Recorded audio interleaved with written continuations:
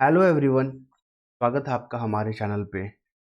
और आज है 4 जून, है ना। आज क्या होने वाला पता ही नहीं आपको। आज रिजल्ट आने वाला है, किसकी सरकार बनेगी और कौन विपक्ष में जाएंगे। ठीक है, तो कल तो हम लोग न्यूज़ कवर करेंगे ही। चलिए इंपॉर्टेंट फैक्ट को देख लेते हैं जो एग्जाम के लिहाज से काफ़ी महत्वपूर्ण है। मैंने पूरा आर्टिकल को पढ़ रखा है और जो जो भी महत्वपूर्ण लगा मुझे, मैंने उसको टिक करके रखा हुआ है। और एग्जाम में डायरेक्ट क्वेश्चन पूछे गए हैं। अभी जेपीएससी का एग्जाम हुआ था, ठीक है, 1 महीना पहले हुआ था। उसमें निर्वाचन आयोग से क्वेश्चन पूछा गया था कि जो इलेक्शन कमीशन होता है ना, उसका प्रावधान किस कंट्री से लिया गया है। उसमें ऑप्शन दिए गए थे ब्रिटेन, आयरलैंड और यूएसए और नन ऑफ द अबव। आयोग ने आंसर माना है नन ऑफ द अबव। मैंने पूरा गूगल सर्च किया, ठीक है, तो मुझे निर्वाचन आयोग का जो प्रावधान को लेकर जो स्पष्ट जानकारी नहीं मिला कि ये प्रावधान कहाँ से लिया गया है। लेकिन आपको बता दें, चुनाव करवाने का जो परंपरा है वो भारत में बहुत पुराना ही है, तो ये कहीं ना कहीं भारतीय से ही प्रेरित है। ठीक है, इस कारण से शायद मुझे लग रहा है कि आयोग ने नन ऑफ द अबव दिया है। तो ध्यान रखिएगा, तो इलेक्शन कमीशन से क्वेश्चन इस पर पूछ रहा है। और इनका नाम याद रखिएगा, ये हमारे चीफ इलेक्शन कमिश्नर है राजीव कुमार। ठीक है, Rajeev Kumar chief election commissioner, one day exam के लिए वेरी इंपॉर्टेंट, क्योंकि न्यूज़ में ही रहेंगे, न्यूज़ में ही इनका नाम आते रहा है। ठीक है, राजीव कुमार। और आपको बता दें, इनका अपॉइंटमेंट कौन करते हैं? राष्ट्रपति करते हैं। कौन करते हैं? राष्ट्रपति करते हैं। एक पैनल बनता है प्रधानमंत्री के अध्यक्षता में, जिसमें लोकसभा के अपोजिशन लीडर, प्रधानमंत्री और कैबिनेट स्तर के एक मंत्री होते हैं। इसमें सुप्रीम कोर्ट के जजों को भी यहाँ पे शामिल करने की बात की गई थी, लेकिन काफ़ी याचिकाओं के बाद, वाद विवाद के बाद ये प्रावधान को हटा दिया गया। सरकार ने नया कानून बनाया और इसको कोर्ट ने मान लिया। कोर्ट ने कहा कि अगर ऑटोनॉमी और निष्पक्षता को लेकर हर जगह ज़रूरत नहीं है कि जज ही वहाँ पे मेंबर बनेंगे तो वो निष्पक्ष रहेगा, सरकार भी ऐसा काम कर सकती है बेहतर। ठीक है, तो ऐसा करके कानून खारिज कर दिया गया था। चलिए दूसरा आते हैं। इस आर्टिकल को जब मैंने पढ़ा, जनादेश आज डाक मतदाताओं के बाद गिने जाएंगे ईवीएम के मत।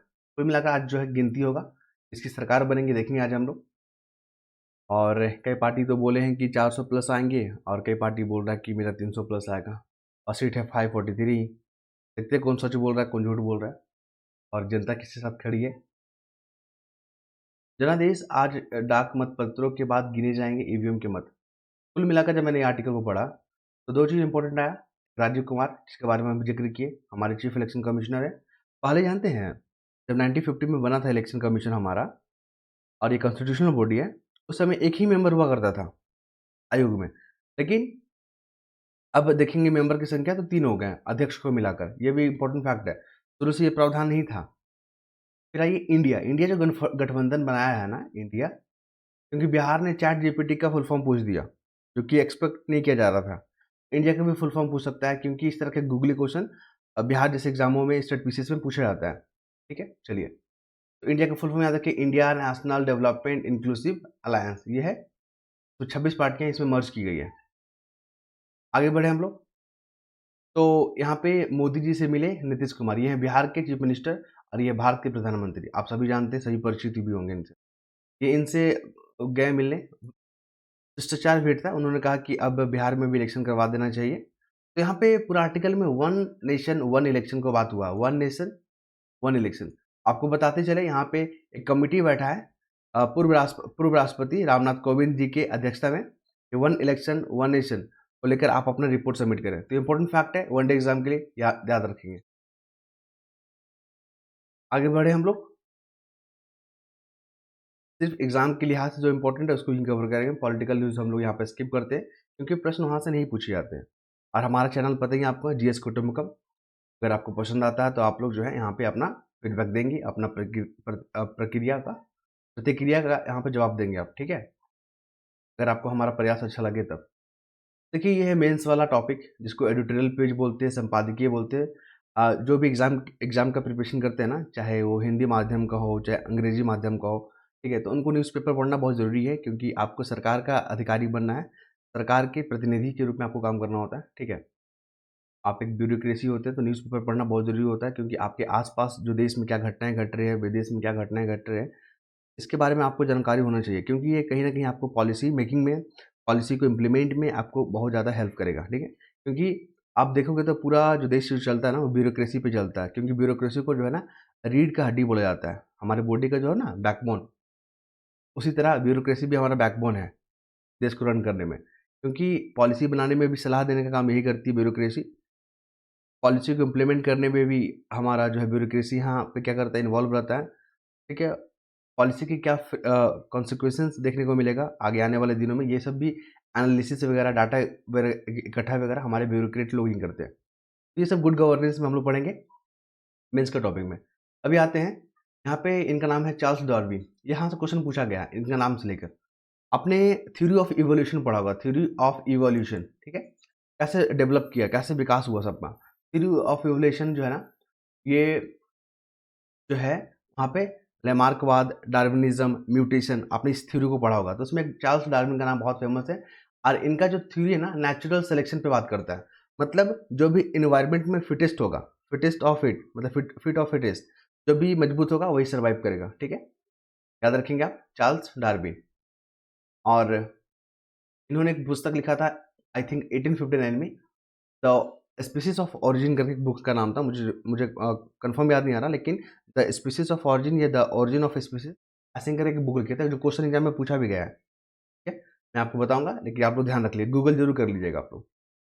फिर आते हैं बढ़ता खर्च और घटती आमदनी। कुल मिलाकर यहाँ पे जो है मेंस का क्या क्वेश्चन आएगा, इन्फ्लेशन से आप क्या समझते हो, इसको महंगाई बोलते हैं, ये किसको प्रभाव करता है, भारतीय अर्थव्यवस्था पर इसके क्या प्रभाव है, इसको कंट्रोल करने के लिए कौन जो है संस्था रिस्पॉन्सिबल है। आपको बता दें इन्फ्लेशन का मतलब क्या होता है। इन्फ्लेशन का मतलब क्या होता है कि कुछ साल पहले आप जो 2 रुपये में खरीदते थे, फिर कुछ साल पहले आप उसी चीज़ को 5 रुपये में खरीद रहे हो, अब आप वो वर्तमान में 10 रुपये में खरीद रहे हो, ठीक है। इससे क्या हो रहा है, प्राइस राइज हो रहा है ना, इसी को इन्फ्लेशन बोलते हैं। क्या बोलते हैं इसको, इन्फ्लेशन बोलते हैं, ठीक है। पहले 2 में खरीदते थे आप, कलर थोड़ा चेंज कर लेता हूँ।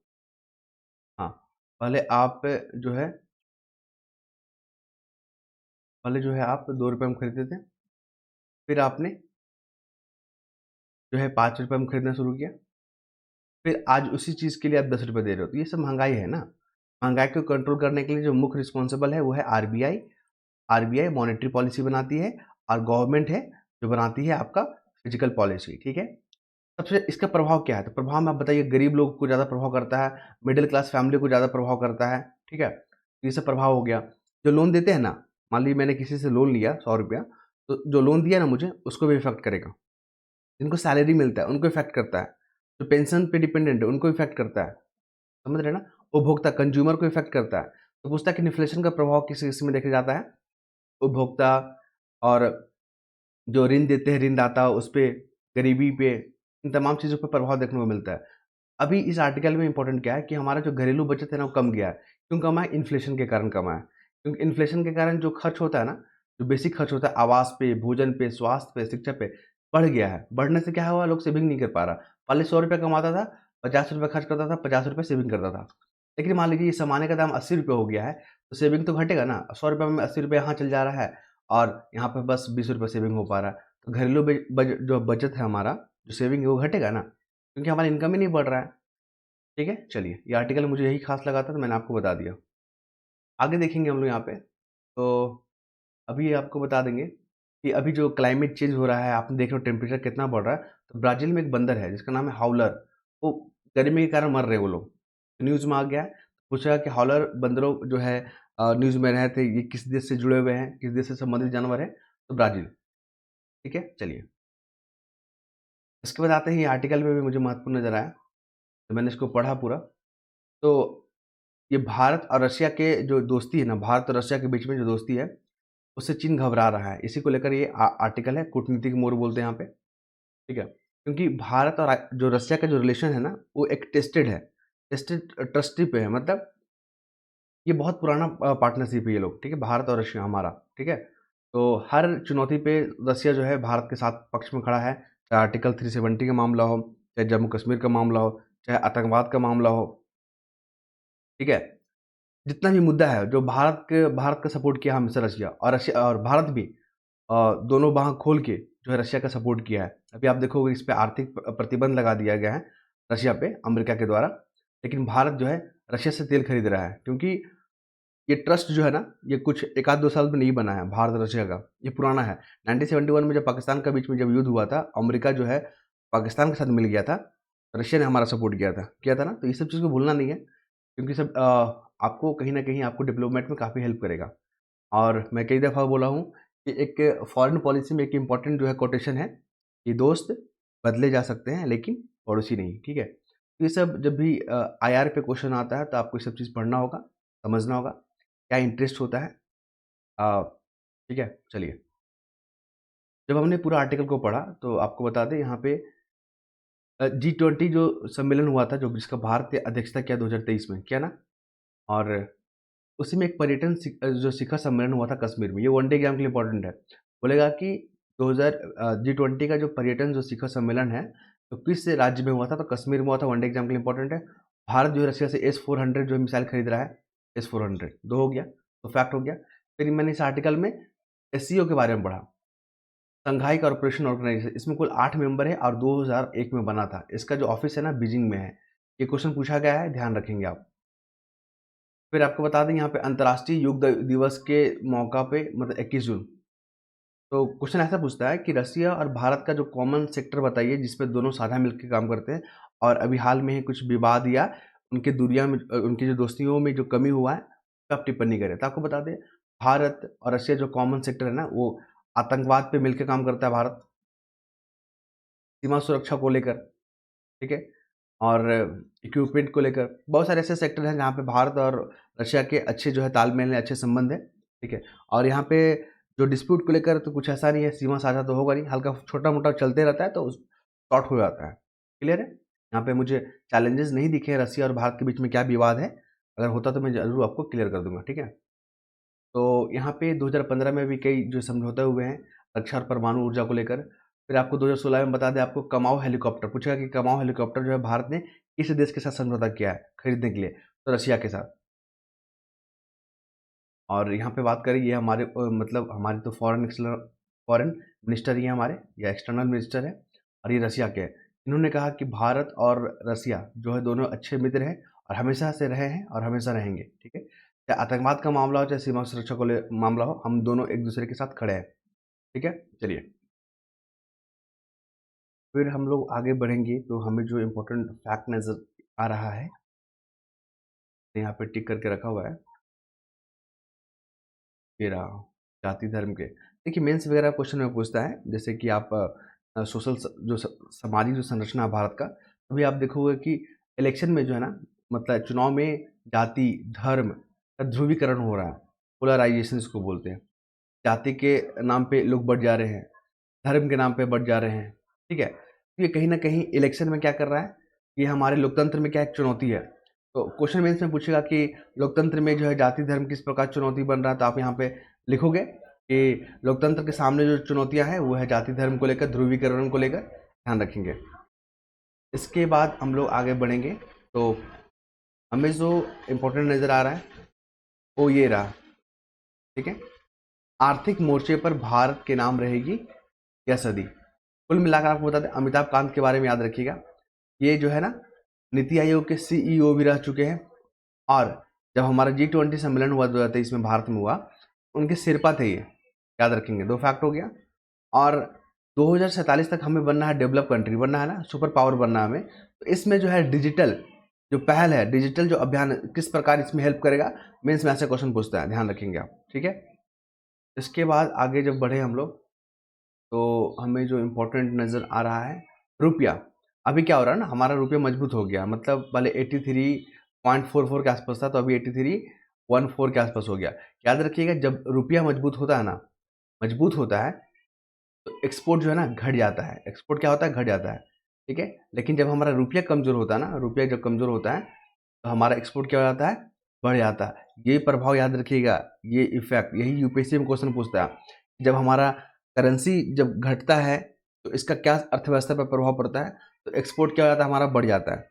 अब देखोगे चाइना वगैरह क्या करता है, अपने करेंसी को ना जानबूझ के जो है सस्ता करता है, कमज़ोर करता है, ताकि एक्सपोर्ट बढ़ा रहे, क्योंकि चाइना का जो है पूरा अर्थव्यवस्था है ना, वो एक्सपोर्ट पे ही डिपेंडेंट है। क्लियर है, ध्यान रखेंगे आप। इसके बाद हम आगे बढ़ें तो हमें जो अगला जो इम्पोर्टेंट लग रहा है, देखिए ये नोकिया, आपने फ़ोन यूज़ किया ही होगा, तो नोकिया जो है फिनलैंड कंपनी है, ठीक है, याद रखेंगे आप। और नाटो जो है, नाटो में अभी 32 मेंबर हैं, और जो 32वां जो सदस्य बना ना, स्वीडन बना है, स्वीडन। ये फिनलैंड भी जो है यहाँ पे कगार पे था कि हमें भी जो नाटो का मेंबर बना दिया जाए, याद रखेंगे आप, ठीक है। चलिए यहाँ पे बात करेंगे मॉनेटरी पॉलिसी कमेटी, ब्याज दर में अगर बात करें, monetary policy committee MPC, monetary policy committee जो है ना, ये आरबीआई के द्वारा बनाया जाता है। और एमपीसी के जो हेड होते हैं ना, वो आरबीआई गवर्नर होते हैं। इसमें 6 मेंबर होते हैं, 3 जो आरबीआई के और 3 होते हैं गवर्नमेंट के। तो इंपॉर्टेंट फैक्ट है जो मैंने आपके साथ शेयर किया। उसके बाद आगे बढ़ेंगे हम लोग। तो देखिए, मैक्सिको में अभी चुनाव हुआ था, तो वहाँ पे महिला राष्ट्रपति बनी है। और महिला को लेकर इस बार एग्जाम में क्वेश्चन बनेगा ही बनेगा। क्यों? क्योंकि महिला को लेकर 106 कॉन्स्टिट्यूशन अमेंडमेंट एक्ट याद रखिएगा, क्योंकि इससे लोकसभा में और स्टेट विधानसभा में जो है ना, महिलाओं का 1/3 जो है रिजर्वेशन जो है कंफर्म हो गया है। हालांकि इसको इम्प्लीमेंट अभी नहीं किया गया है। अगला जब इलेक्शन होगा ना 2029 में, तो आपको ये चीज़ देखने को मिलेगा, ठीक है, याद रखेंगे। महिलाओं से जुड़े प्रावधान को याद रखिएगा, आर्टिकल 15 याद रखिएगा, महिलाओं से जुड़ा हुआ आर्टिकल 48 माफ़ कीजिएगा, आर्टिकल 39 याद रखिएगा। इससे महिलाओं से जुड़ा हुआ है, यहाँ पे प्रावधान है। बहुत सारे ऐसे इनिशिएटिव भी लिए गए हैं जो महिलाओं को सशक्त करता है। बेटी बचाओ बेटी पढ़ाओ, सुकन्या समृद्धि योजना, ठीक है, स्टैंड अप इंडिया हो गया, स्टार्टअप इंडिया हो गया। ये सब महिलाओं को जो है सशक्त करने के लिए तमाम जो योजनाएं बनाई गई हैं। विशाखा गाइडलाइन वगैरह। महिलाओं से जो है क्वेश्चन पूछा ही जाएगा, चाहे मेंस में हो चाहे आपका प्रीलिम में हो, ध्यान रखेंगे आप। इसके बाद हाँ, ये भी बता दें कि महिला को जो सबसे पहला बार जो वोटिंग का अधिकार मिला था ना, 1990 में मिला था, गवर्नमेंट ऑफ इंडिया एक्ट में। गवर्नमेंट ऑफ इंडिया एक्ट ना 1990 में प्रावधान किया गया था कि महिलाओं को जो है यहाँ पे मत देने का अधिकार मिले। लेकिन ऐसा नहीं कि एडल्ट फ्रेंचाइजी पे कि 18+ है तो वोट दे देंगे, ऐसा नहीं। वहाँ पर भी कुछ क्राइटेरिया रखा गया था। और यहाँ पे देखेंगे तो जलवायु परिवर्तन का क्या प्रभाव है, तो तिब्बत को लेकर न्यूज़ में आ गया है कि तिब्बत में जो झील वगैरह है ना, लेक वगैरह, उसका संख्या बढ़ सकता है। मतलब वहाँ पे जो पहले इतना बड़ा झील होता था ना, तो उसकी संख्या ऐसे हो जाएगा, बड़ा हो जाएगा। क्यों? क्योंकि वहाँ का बर्फ जो है पिघल रहा है। बर्फ पिघल रहा है तो पानी यहाँ पे स्टोर होगा ना, ठीक है। इसी को पता क्या बोलते हैं? तो बोलते हैं एंडोर्फिक झील। एंडोर्फिक झील का मतलब क्या होता है? ये यूपीएससी में पूछ सकता है कि एंडोर्फिक झील का मतलब क्या समझते हैं। तो एंडोर्फिक झील का मतलब क्या होता है? वैसा झील जहाँ पे पानी तो स्टोर हो रहा है, लेकिन पानी निकल नहीं रहा कहीं से, बह नहीं रहा है, समझ रहे हैं ना? तो स्टोरेज को ही एंडोर्फिक झील बोलते हैं। ये हो गया। और जलवायु जो क्लाइमेट चेंज हो रहा है, पहला फैक्ट ये हो गया। और आपका क्या, क्लाइमेट चेंज के कारण अधिक बारिश हो रहा है और आपका ग्लेशियर भी पिघल रहा है। तो ऐसे में क्या हो रहा है, जो लेक है ना, वो क्या होगा, उसका जो है एरिया बढ़ सकता है, जो बहुत बड़ा चैलेंजेस है। क्योंकि इससे जान माल का भी नुकसान होगा, वहाँ पे लैंड को भी नुकसान होगा, और ये चाइना को ज़्यादा प्रभावित करेगा। कुल मिलाकर आपको बता दें, एशिया का जो जल स्तंभ जो है ना, क्विंगहाई तिब्बत को बोला जाता है, एशिया का जल स्तंभ, याद रखेंगे। ये क्वेश्चन इंपॉर्टेंट फैक्ट है। बीपीएससी में इस पर मुझे लग रहा है टारगेट कर रहा है, पूछ सकता है। के बाद हम लोग नेक्स्ट मूव करेंगे। समय कितना हो गया? 17 मिनट हो गया है। चलिए, ये क्वेश्चन तो लिख लीजिए, वेरी वेरी इंपॉर्टेंट। मैं कई दफ़ा से इसको जो है ना कवर कर रहा हूँ। अल क्या होता है, ला लीना क्या होता है? आपको बता दें, अल और ला लीना जो एक ज्योग्राफिकल टर्म है ना। ये भारतीय मानसून को प्रभावित करता है। भारतीय मानसून को, जो हमारा अभी आप देख रहे हो ना, शुरू हो गया मानसून हमारा। सबसे पहले केरल में बारिश होता है 1 जून को, उसको फिर उसको इफेक्ट करता है अल नीनो। कभी भी अल नीनो इफेक्ट आएगा ना, तो आप याद रखिएगा, भारत में सूखा आएगा, भारत में मानसून कमजोर हो जाएगा अल नीनो में। लेकिन जब ला लीना आता है ना, भारत में अच्छी खासी बारिश करता है। पूछता है कि अल नीनो और ला लीना में क्या फ़र्क है, मेंस में ऐसे ही पूछ देगा। और ये किस तरह भारतीय मानसून को प्रभावित करता है। प्रीलिम्स में पूछा है कि ये अल नीनो घटना क्या है, ला लीना घटना क्या है। आपको बता दें, यहाँ पे जो दक्षिण अमेरिका का जो पूर्वी तट है ना, जहाँ पे पेरू है, वहाँ पे अगर जल का जो है ना टेम्परेचर आप देखोगे, समुद्री जल का, वो बढ़ जाता है, उसी को बोलते हैं अल नीनो।